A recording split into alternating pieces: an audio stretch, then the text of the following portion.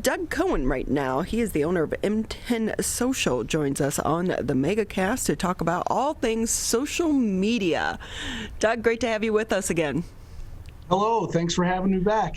It's been a while since we've talked to you on the show, and I wonder how things are going in the social media world during the pandemic, because I kind of feel like it's been riding the waves of the pandemic, just like we've been doing as the public, right? It's up, it's down, it's up, it's down. No doubt about it. And it's funny because I talk to a lot of my peers in the social media and digital marketing industry, and we all talk about how the ebbs and flows have impacted us and our clients so much, especially, if you kind of tell the whole tale of this past year.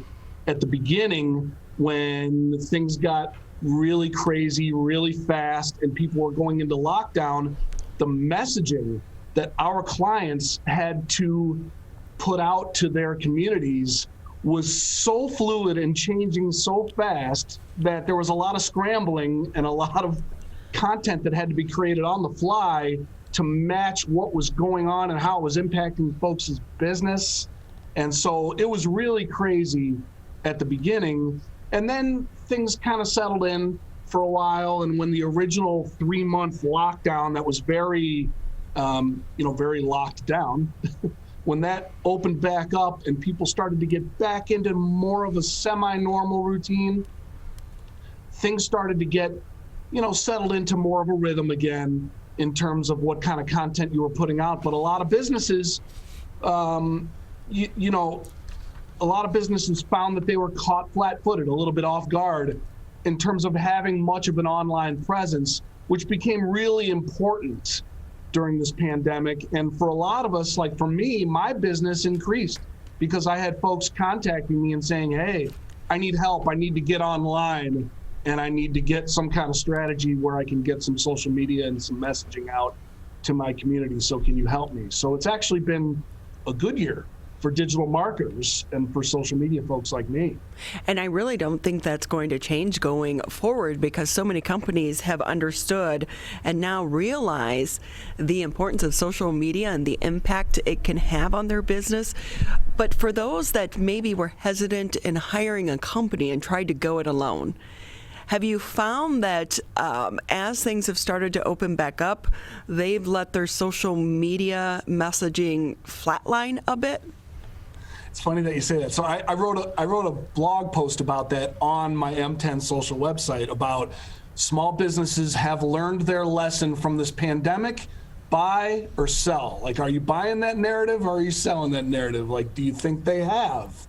And that's the question. Like, once, especially as we start to return to real normalcy, over the next several months, our business is going to kind of tail off in terms of what they learned, and did they see this as really just a pandemic strategy or an overall strategy that really will impact and benefit their business in the long term? And part of that is, what will the new normal really look like, right? Will people, as a result of all of this, will people still tend to stick to their habits of being online more and getting more services and products online? And will businesses that get it and stick with that strategy be the long-term winners from that, or will there be some that kind of let their guard back down? You would hope and you would think, obviously I'm a little biased, but you would hope that people do get that you need to be online. You got to have some kind of presence, and if you can do it alone, great. There's a lot of nuances, and it's a very fluid realm, social media. The platforms and the apps that come and go, and the tweaks they make to the platforms, and kind of the behavior of the folks that are using those platforms is changing so fast all the time that for some people, as small business owners who are focused on running their business, that's a really daunting task to keep up with that and continue to be able to take advantage of the changes as they happen. But some people can do it. Some people do it well, and others who have no clue and don't want to know, bring in somebody like me. And I think there's always going to be a place for people to outsource it. Doug Cohen with us here on the MegaCast. He's the owner for M10 Social. One thing I am seeing more so recently than I think in the middle is the messaging is old. It's like they're not doing fresh content. They're just rehashing the old content. How important is it for these businesses to really put the time and the effort into their social media platforms? For me, I think it's really important, and I think the way you post content and the way you build a community around your brand online is really such a storytelling paradigm, in my opinion. It's being able to provide value, be interesting, and tell stories around your brand, as opposed to the old school mentality of advertising at people. If you're just posting your sales and your deals and selling at people, that doesn't bring a lot of inherent value to people's lives, and it's not that interesting. People, if you think about the old school advertising kind of pre-social media, which is still a thing on television, for example, but people have gotten better and better at avoiding commercials on television. You DVR a show and you fast forward through the commercials. My cable service at home, for example, when I record a show and I watch it back, I actually have a smart resume button now. So I can fast forward through the commercial and it'll automatically end it when the commercials are over. So I can start watching my show again. Like, they've given me tools to avoid commercials.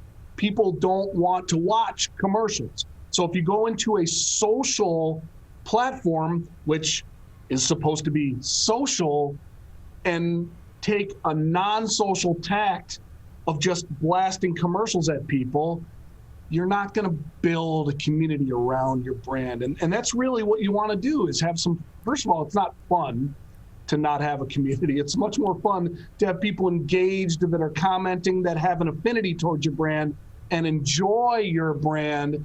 And there's ways to do that, but you got to think out of the box a little bit. A lot of business owners don't quite get that.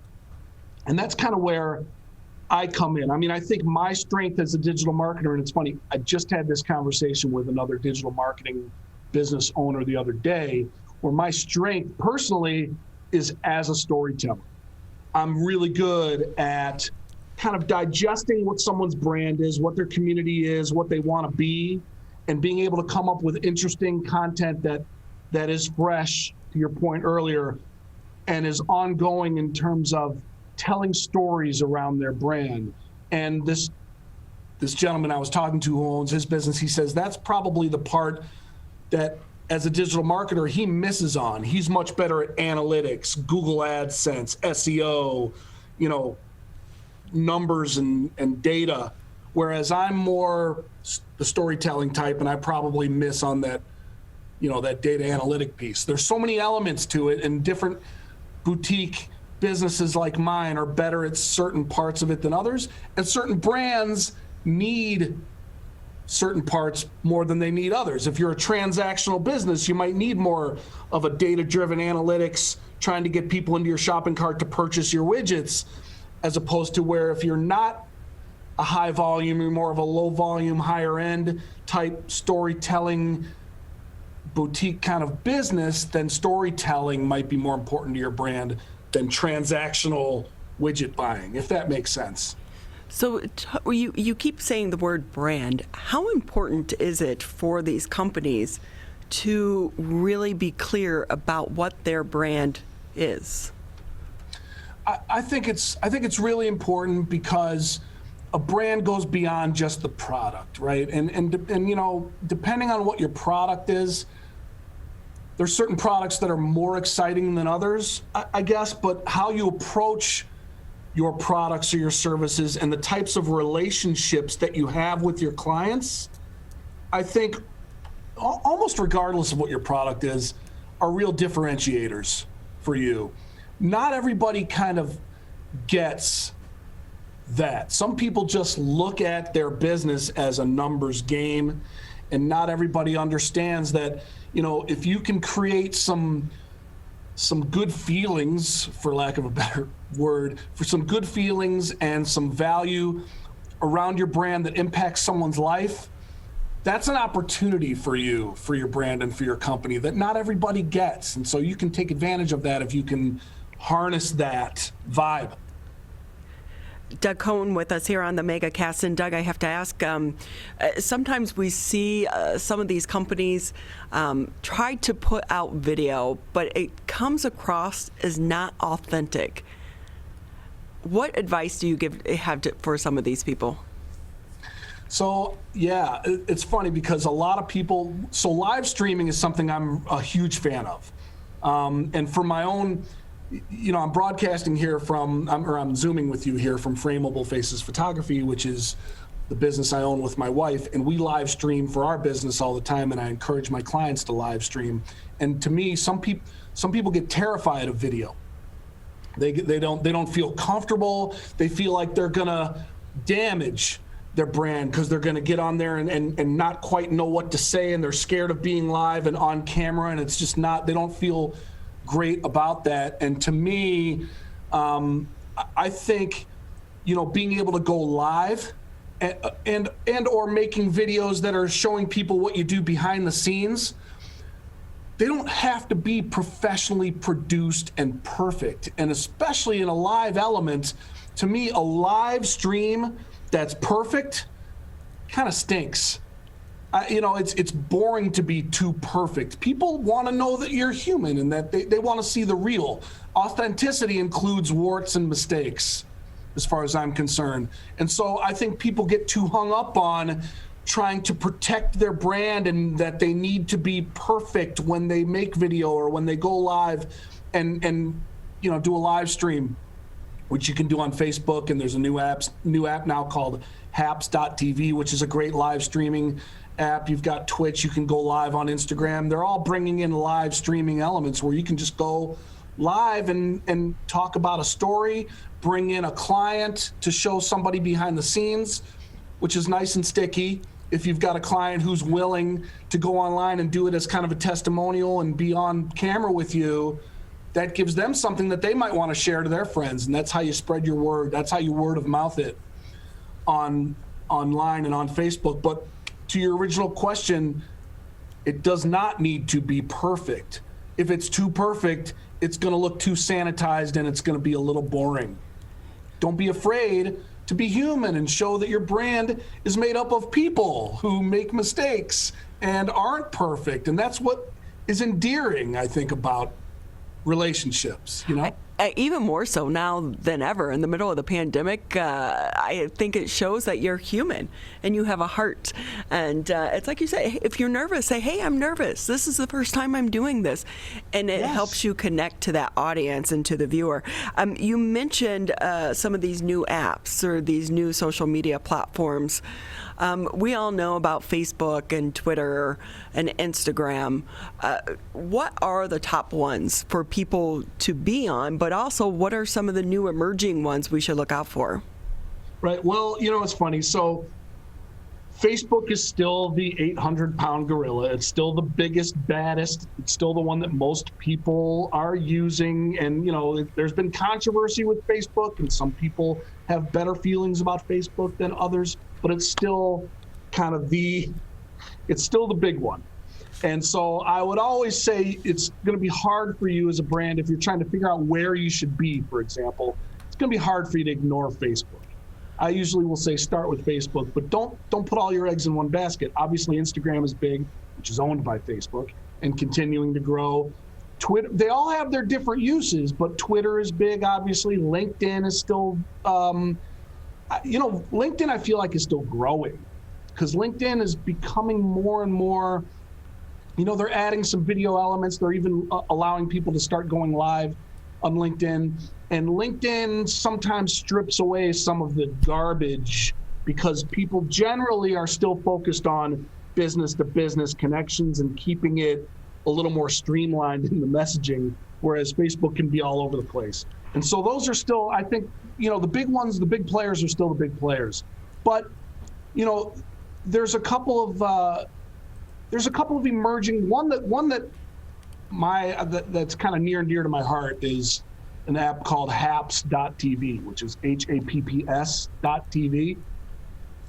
And what happened here is Periscope was a popular live streaming app that was owned by Twitter, right?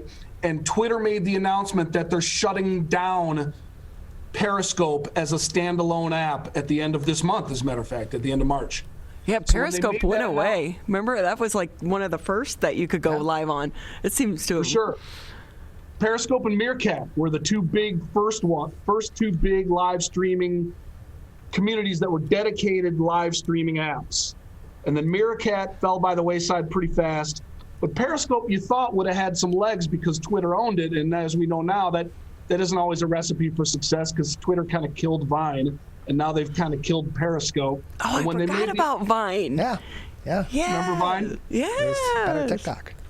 TikTok is kind of the new Vine. It is. TikTok kind of filled the void that Vine used to provide for these quick kind of looping short videos that you can edit and do fun stuff with. And TikTok, you can live stream if you have enough followers. TikTok is evolving and growing. Obviously a very disruptive and emerging platform, TikTok, right? But when Twitter made the announcement that Periscope was going away, most of the live streaming community that was left on Periscope all jumped over to this Haps.tv. And Haps.tv is very cool because you can build community within Haps, but you can also multicast from Haps. So you can go live on Haps and have your live stream go out over Twitch and YouTube and Facebook all at the same time. And as you're broadcasting from Haps, anybody that's viewing from those other platforms and making comments, all their comments feed into the same comment stream for you as a broadcaster, so you can communicate with everybody without doing it on multiple screens. So it's pretty cool. Live streaming continues to evolve, and Haps is a great way to do it as well. But beyond that, I don't know, Clubhouse is a big one, if you've heard of Clubhouse. But that one has to be an invite, right? It's right now, yes. So far, you have to be invited to get into Clubhouse, and it's still only iOS. They haven't launched it for Droid yet because technically it's still in beta. Right. It's growing like crazy, even in beta, because it's very easy to get additional invites to bring your friends onto Clubhouse, and so now it's gotten very big, even in beta stage without Droid. It's poised to explode, I suppose you could say, if they get out of beta, bring Droid in. Personally, I'm not a massive fan of Clubhouse. It's interesting, and it's drop-in audio. It's audio only, which is very interesting. When I first heard about it, I'm like, oh, an audio only app. That's pretty cool. Didn't we invent audio like 100 years ago? Like, is this really a step forward? Do I really need an audio only app? But once you get in there, you do kind of understand why it is interesting. It is a new twist on a social platform that really puts the focus on the conversations, because there's really nothing else there. Well, isn't it supposed to be kind of like you're dipping in on someone's conversation? They have some pretty big name stars that are taking part in this, and it's like you're eavesdropping. It's absolutely true. You can be in as an eavesdropper, or if you want to raise your hand, the moderators can invite you up to get on the stage and make a comment if you like. It's an interesting, and you can start your own, which is kind of nice. Like, you can go right into Clubhouse and start your own room and moderate it yourself. You don't have to have a certain number of followers to do it. And sometimes smaller, intimate groups are more interesting in a way because everybody can kind of get a chance to chat. Whereas if there's a big time speaker that has a huge following, you'll never get up on the stage and have anything to say. You're just there to watch or to listen, as it were. And Twitter has come out with their own version of this too, called Spaces, which is a competitor of Clubhouse. So we'll see where this goes. For the few people that have the biggest followings, they are very excited about Clubhouse because they're finding that they're converting a lot of new customers, because they're the ones controlling the message, running these rooms and talking about social media or digital marketing or finance or whatever it is. They're making a lot of connections and gaining clients, but I don't know that everybody is. I feel like the people at the top are. I don't know that everyone else is. Doug Cohen joins us.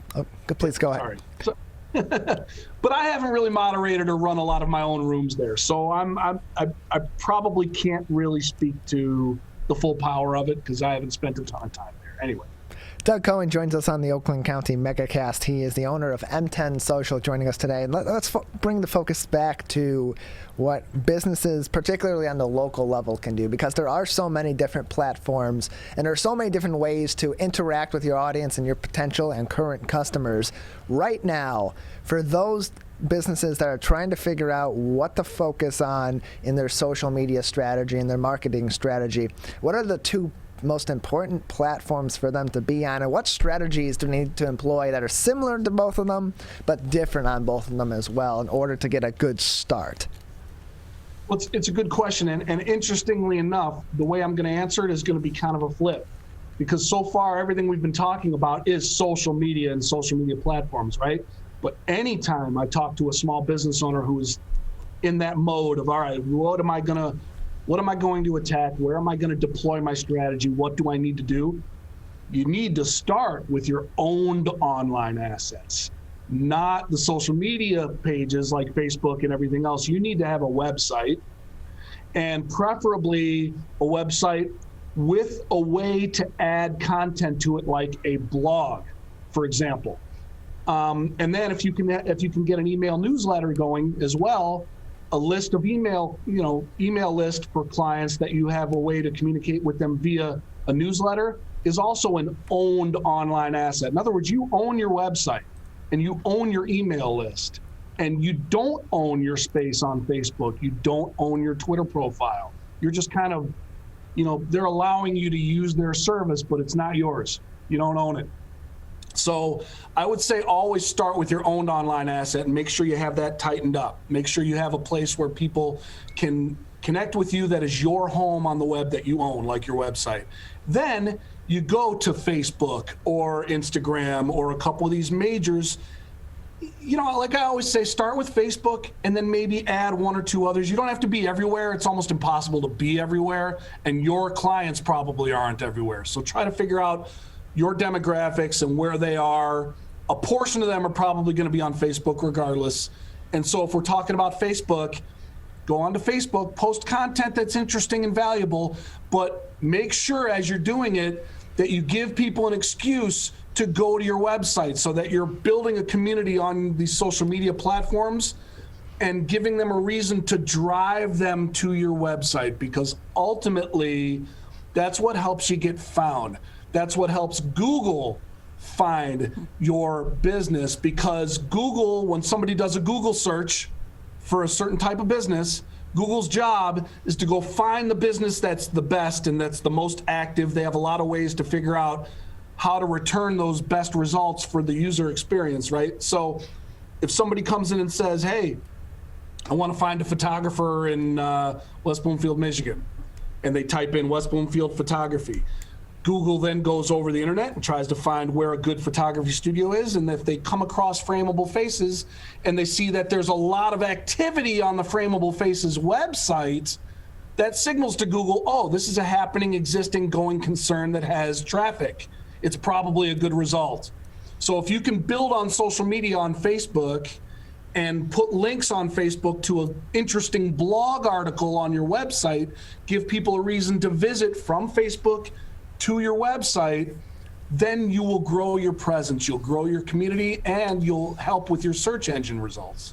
Hey, Doug, a quick question here for you. I'm really surprised at how many small businesses don't understand that they can schedule the post. They don't have to do it in person at that exact time. Is Hootsuite still the main one to use when you're scheduling your social media post? Yeah, so Hootsuite's the one I've used always. I know there's Buffer. There's a couple others that people use. Hootsuite's always been my favorite. Interestingly enough, I don't use Hootsuite as much as I used to, because the platforms themselves have pretty much all added in a scheduling element of their own.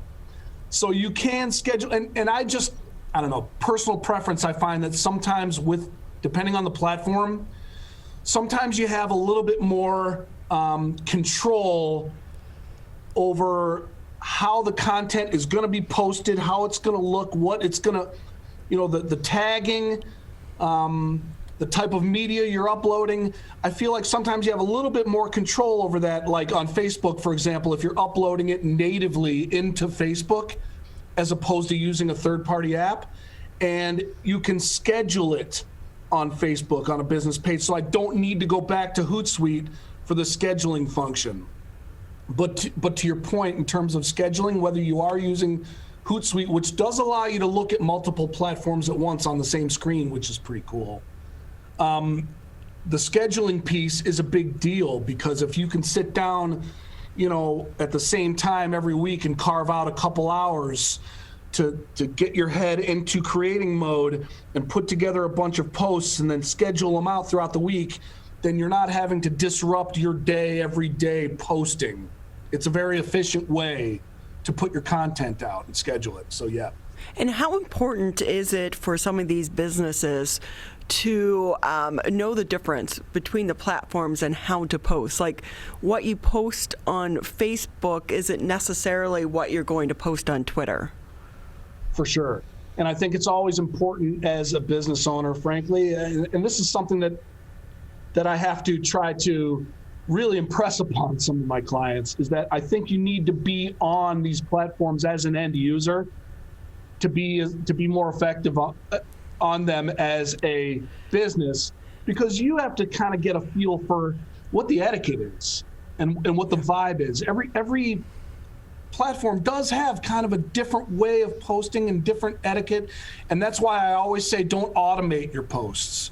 In other words, it's fine to schedule a post. It's fine to take a post, upload it to Facebook and say, but I want this to actually post on Facebook on Thursday. That's fine. What you don't want to do is post something on Facebook and have the Facebook function, the bot built in, to just send it over to Twitter and have it also post on Twitter.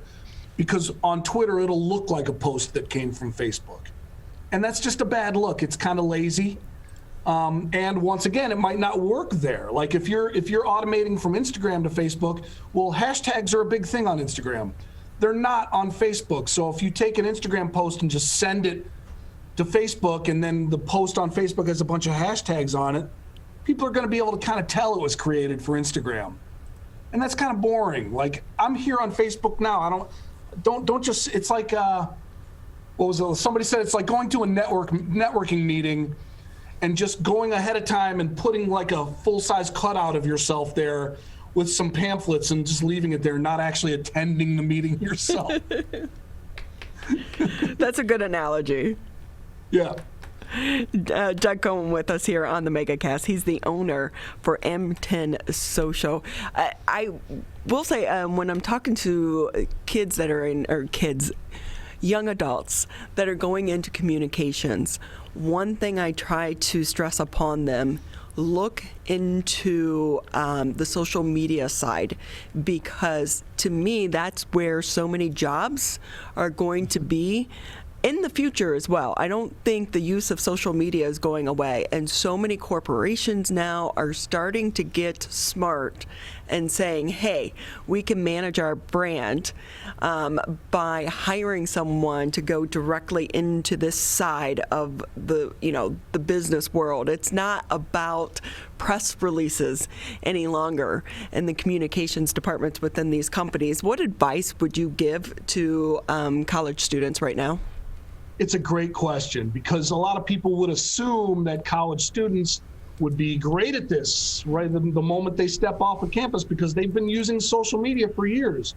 Well, using social media to be able to just kind of post fun selfies and which is great, with your friends and be social on a couple of apps is a totally different mindset than posting for a business and building a brand and a strategy that way.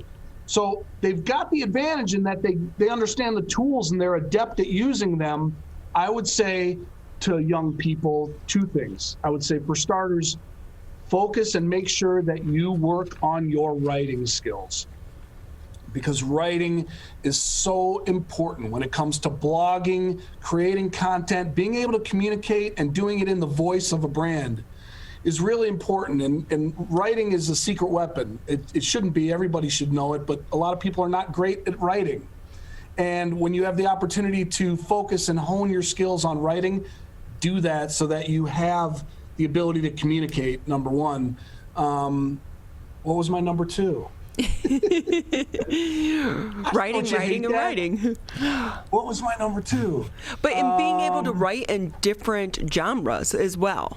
Because writing, posting for social media is different than writing for a blog or writing a press release, things of that nature. Absolutely. And then the other thing is, I would say as an end user, follow the brands that you like and pay attention to what they're posting and what they're doing. So that's one way you can kind of learn how businesses do communicate with their communities and with the public, is by following the ones that you like. And if you focus on the ones that you like, especially, odds are what you like about a brand, if it's one of your favorite brands, very often that brand is going to translate well online. There's a good chance as a young person, if you've connected with a brand and have an affinity towards it, it's probably a brand that gets young people and therefore probably gets the fact that social media is important. And find those companies that are really cool, like, for example, Wendy's. If we're talking, macro, if we're talking about big national chains, Wendy's is known for their great Twitter strategy and their voice on Twitter. They're really good at lightly trolling and having fun with people. Follow the brands that you like and pay attention to what they're posting. That's one thing that you can do today as a young person. Just follow those brands and start to go to school on what they're doing.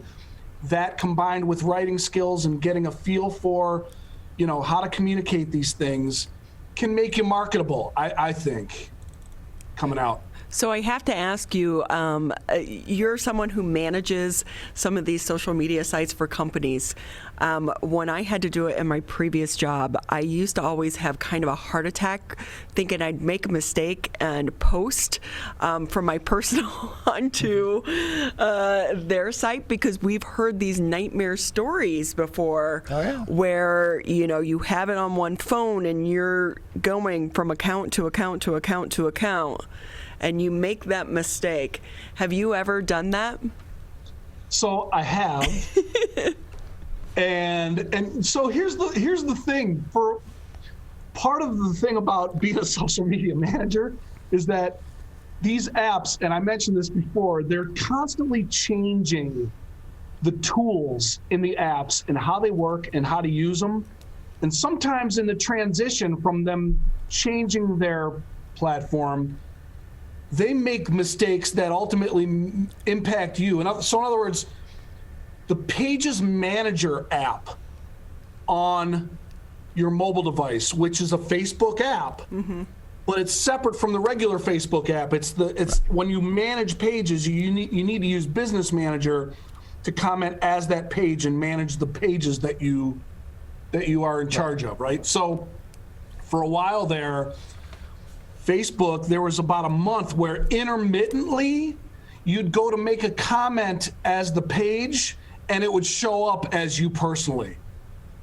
And which wasn't my fault, but it kept happening over and over again. Like you'd think they'd have it fixed for a few days and then it wouldn't. And my client would be like, hey, you just commented as you. I'm like, oh no. They're hard lessons learned, but this has been a great conversation. I've learned a lot by speaking with you, and I hope our listeners and our viewers have as well. Thank you. I hope so too.